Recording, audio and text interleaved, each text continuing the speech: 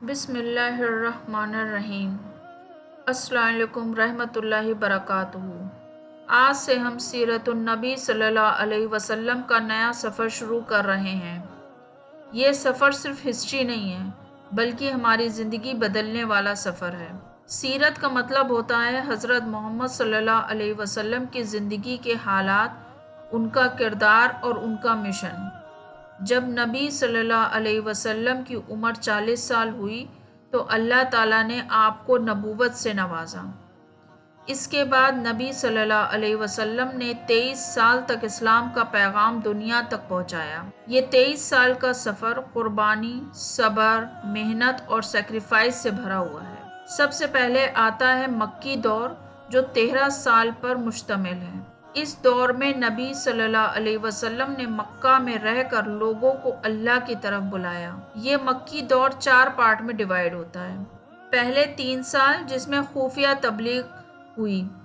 شروع کے 3 سال نبی صلی اللہ علیہ وسلم نے اسلام کا پیغام چپکے سیکریٹلی لوگوں تک پہنچایا۔ صرف قریبی لوگوں کو بتایا جو سچ کو سمجھنے والے تھے۔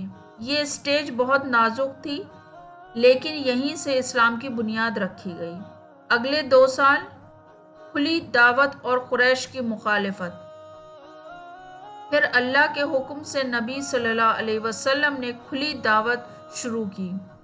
اب اسلام کا پیغام سب کے سامنے آنے لگا۔ اس پر قریش غصہ ہو گئے، لوگ مذاق اڑانے لگے، طعنے دینے لگے اور نبی صلی اللہ علیہ وسلم کو تکلیف پہنچانے لگے۔ اگلے 5 سال ظلم۔ اس دور میں مسلمانوں پر بہت ظلم ہوا۔ قریش نے سوشل بائیکاٹ کرا، کھانا پینا بند کر دیا، رشتے توڑ دیے۔ یہ اسلام کے لیے سب سے مشکل ٹائم تھا۔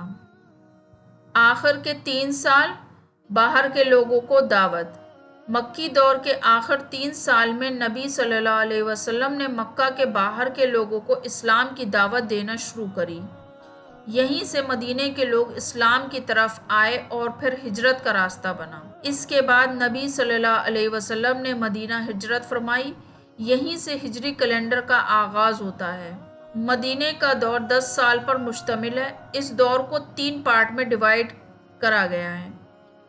پہلے 5 سال ہجرت سے صلح حدیبیہ تک۔ اس پیریڈ میں اسلام بہت مضبوط ہوا، مسلم سوسائٹی بنی، مسجد سسٹم اور رولز اسٹیبلش ہوئے۔ یہ فاؤنڈیشن کا ٹائم تھا۔